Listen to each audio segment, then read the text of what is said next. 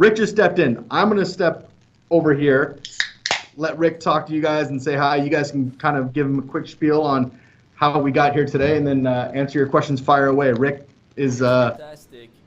He's my big boss, so what he says goes. And thanks a lot. And we can definitely talk afterwards if there's anything else you want to follow up. Okay. Thanks a lot, Jeff. Right. Appreciate everything you guys did. I'm not sure. How you doing, Rick? Thanks so much. Hello. Good to be here. No problem. Can you hear us well? Yeah, I hear you fine. Well, we're very excited to talk to you, Rich. We're just a small young community that just got started. I'm president of this newly established LLC we're pretty excited about. It's called OPNoobs. And we, just to give you, I know your time is valuable, but just to give you a quick few thoughts about what it is we do, maybe so you have a better sense on how to approach the interview. We're basically a community of PC gamers who all come together not just to game and have fun, but also to start a publishing community. We blog, we stream, we podcast, we come together and establish content as teams, and we're spread pretty much nationwide. The idea is not only to focus on the games, but also on the people behind the games, the development aspect of the games, getting to learn a little bit more of the processes, the relationships, even from a business standpoint. So when they told us that we'd be talking to the VP of marketing at OnLive, we couldn't be more excited. So this is a quick introduction, but in sum, thanks so much for taking the time. We truly appreciate it. Sure, no problem. So Rich, I'm going to jump right into the questions if you don't mind. I would like to start a little bit with you. And many of our members are with OPNoobs because they aspire to work in the gaming industry. With this in mind, information on your own trajectory would be welcomed by the community. Would you therefore introduce yourself and share some information about your background and what led you to work at OnLive? Sure. So I'm Rick Sanchez. I'm the VP of Product and Marketing for OnLive. I've been here now just almost a year, actually. I joined the company a little bit before the launch of CloudLift, our latest product, and before the launch of SLGO, which was our MMO product line. Career-wise, I actually got into the game industry almost entirely by accident. I started off wanting to be a documentary filmmaker, and this was far enough back in time that I actually remember the very first browsers that were developed for the internet. And when I saw Mosaic, which was that first browser, I thought, wow, the internet's pretty awesome. I don't really want to make documentaries anymore. I want to work on the internet. So I moved out to California, and I got a job with a company called Imagine Media. Imagine Media was the publisher of PC Gamer, Maximum PC, Mac Addict, Ultra Game Players, and I got a job doing interactive content for next generation Ultra Game Players. Over time, the company that had those magazines decided they wanted to build an internet-specific gaming property, and that was IGN. So I was one of the founders of IGN. We spun off from the mothership, started that whole separate thing. Worked in IGN for a long time, and then. If I can just ask you quickly, Sure. How quickly did IGN pick up from an idea to what it's become today? Oh God. 15 years. When we first started IGN, I mean, the first year of IGN, we were pretty thrilled if we had 10,000 users a day. I still remember. Right now. Yeah, I mean, when IGN 64 launched, I think at 6 months, we had maybe 2,500 users a day. Huh. So it took a long time. Very small. Yeah. What do you think boosted it out of proportions like this? What made it so special that it became the #1 gaming publishing company in the U.S., if not internationally? Passion. We had an editorial team that really genuinely cared about games. We had a management team that also really cared about games. We also had the benefit of coming of age before the .com bubble burst. So we went public and raised a little over $300 million in revenue. which we used to acquire sites, to grow our traffic, to hire editorial teams, to go to events. And that made a huge difference. And then, of course, we ultimately sold the company to Fox, and Fox did a lot with it too. Yeah, So, a lot of good luck. Oh, wow, yeah, that's a story.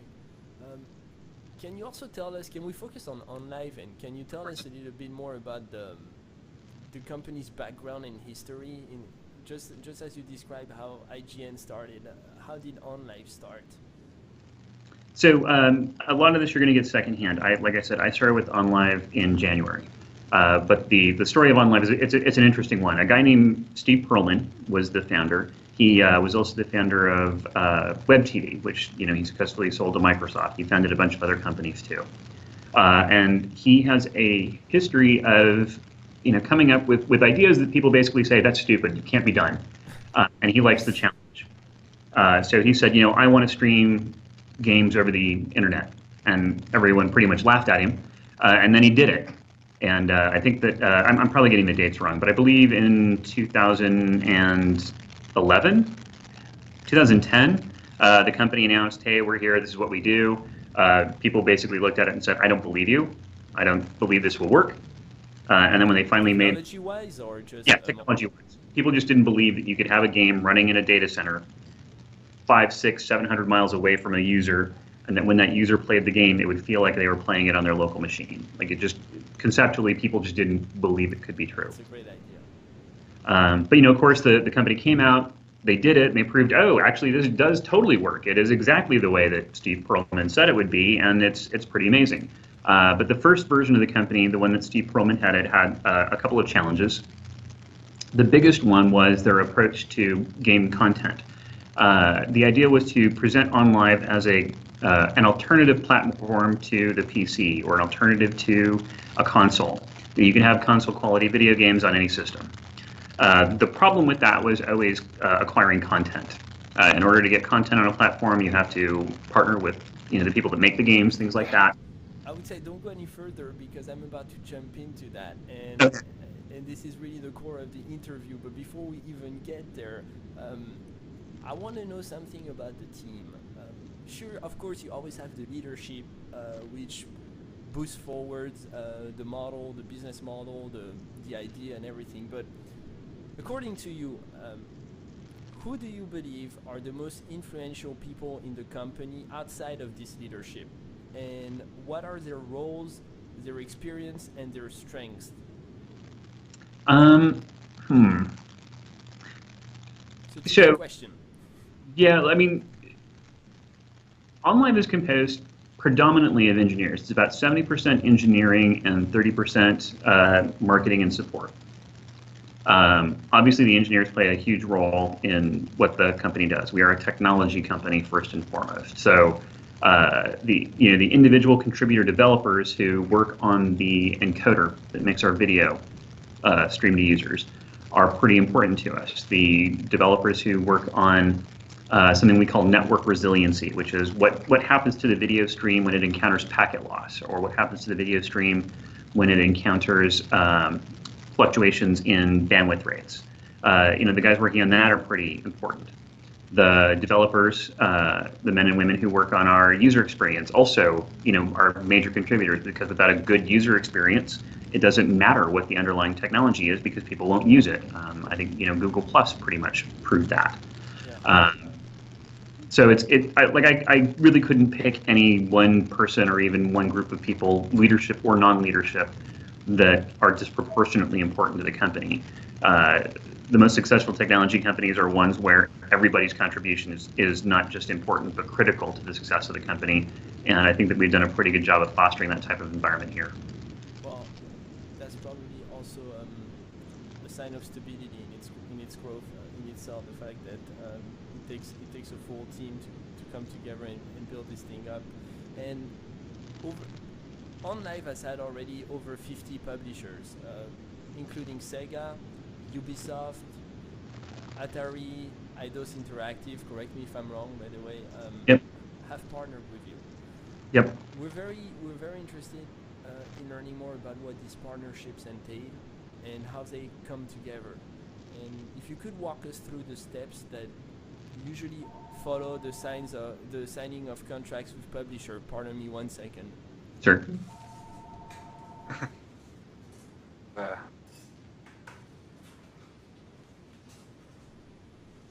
Sorry about that. No problem. So, content is what makes a platform successful or not successful. The way that we approach content now is somewhat different than we used to. Right now, our objective is to present the possibilities of cloud gaming as an incremental technology to publishers' platform strategies. One of the problems the company encountered when it initially came out was that by having SKUs that were specific to OnLive, we essentially created channel conflict. The publisher didn't know, do I put marketing effort behind the OnLive version, the PC version, both? How do I deal with this particular piece of content? And now with CloudLift, which is the most recent product we introduced, and in case you don't know what CloudLift is, it lets you play your Steam games via OnLive. So if the game, if you want to copy the game, cloud saves go. Basically is exported to you and then imported back to us. Right. So the strategy behind that particular product is to present cloud as a platform extender, so that the publishing partners, they don't have to worry about channel conflict. They focus exclusively on their PC SKU. We then can sell that PC SKU alongside all the other people that do as well. And then anybody who does happen to buy that PC SKU can extend it and play it on devices that might not be powerful enough to play it, or play it on devices that were never intended to play it through our system. So as we do contracts with our publishing partners, and obviously I can't go into the details of the contracts, but generally speaking, we're trying to acquire, simultaneously the rights to have the games and then put them on our platform as well, because the rights just to sell them are a little bit different.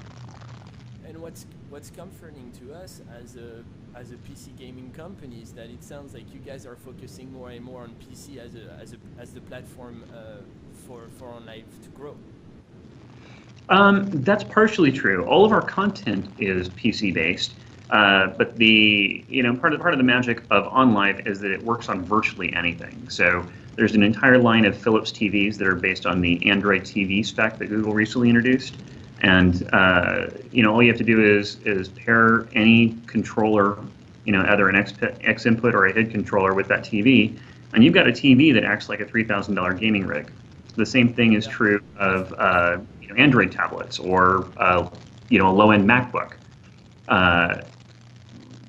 Yes, we are PC-centric in that all of our content are PC games, but as far as the technology is concerned, we turn anything into a high-end PC gaming rig. Sure. If you look back at the history of relationships and highlighting your most promising partnerships, could you point out some of the biggest challenges that the company faced in its early stages? Like I said, because I've only been here since January, everything I know about the company's early stages is somewhat secondhand.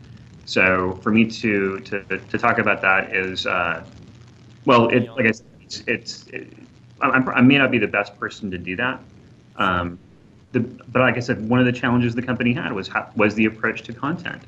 By having these cloud-only versions of games, we put publishers and consumers into a weird position of having to choose between being able to play locally on their gaming rig or between playing cloud-only. And the overwhelming feedback from users, and honestly from the publishers too, was that they preferred a model where users could choose whether they wanted to play it in cloud or locally. Okay, so let us focus on how OnLive connects with the gaming community and how much their interaction we've seen and you're going to see between OnLive employees and gamers, especially if you don't mind in the PC scene, which is really our central interest. How do you see the community, the PC gaming community, connecting with OnLive? How do you see it grow? And do you guys have anything reserved for communication between us and you guys, outside of Sure. just the gaming experience? So, on the community front, we do actually quite a bit to reach out to people who are interested in our platform. We have our own community features built into OnLive.com, so there's forums there where you can chat and meet other people who are using the service or are curious about the service. We have a Twitch channel that we spend a lot of time on as well. We just recently had a guy spend 12 hours gaming as part of our gaming charity event with Extra Life. That's a lot of gaming. That is a lot of gaming. We're very active on Facebook and Twitter, and we're very out there in terms of making ourselves available to people who are curious about us. And as far as the PC gaming community in particular goes, our message to them has always been, we're not trying to be an alternative to PC gaming. We are just something that allows you to take the PC games you already love and do more with them. Yeah, and exactly. we now. And I think that's part of a much bigger movement as well.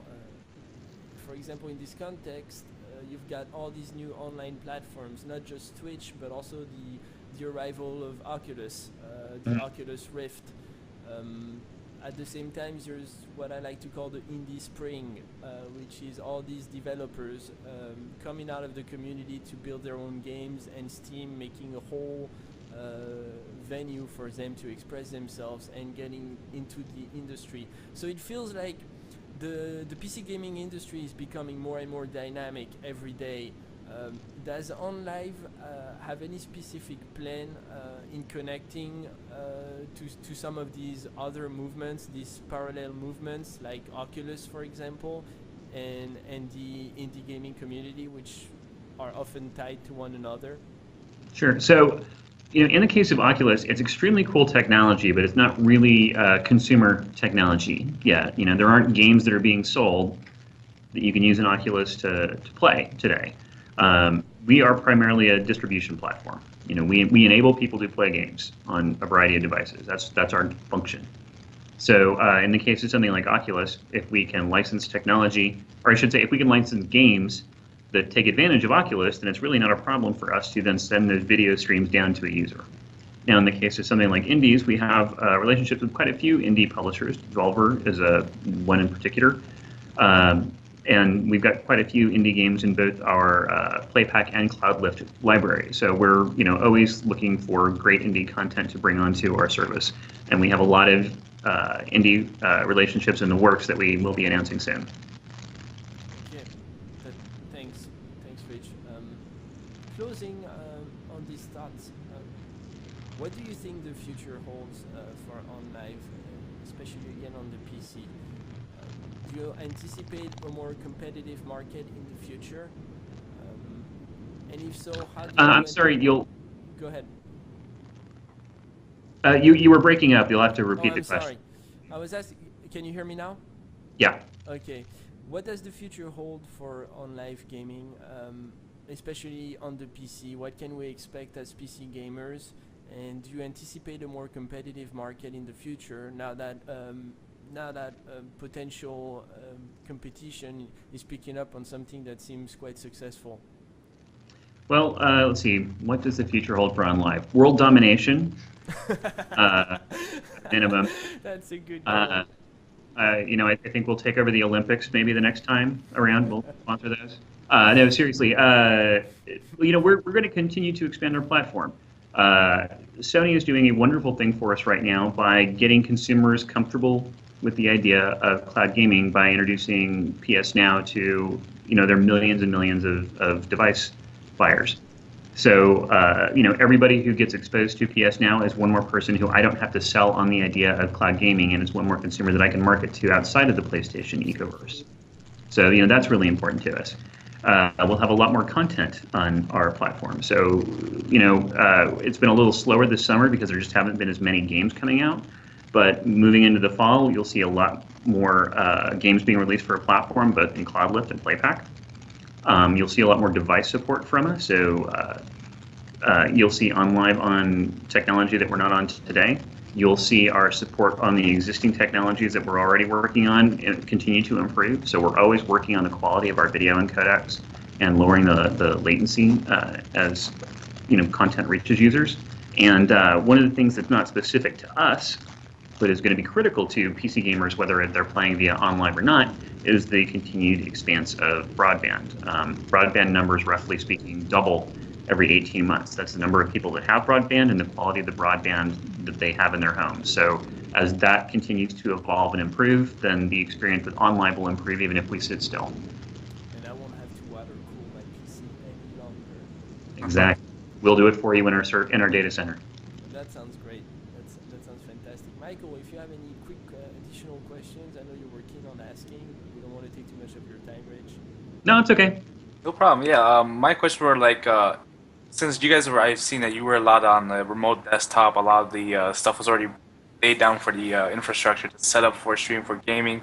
My mindset was when you guys started moving into the gaming industry with your technology.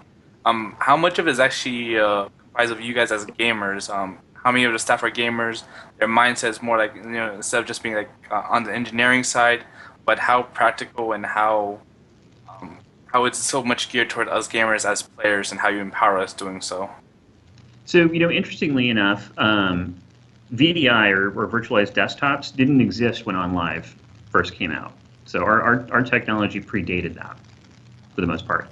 I don't think we can say we predated it categorically, but a lot of the VDI technology that's out there in the world today didn't exist when OnLive was introduced. As for how many people here are gamers, pretty much everybody.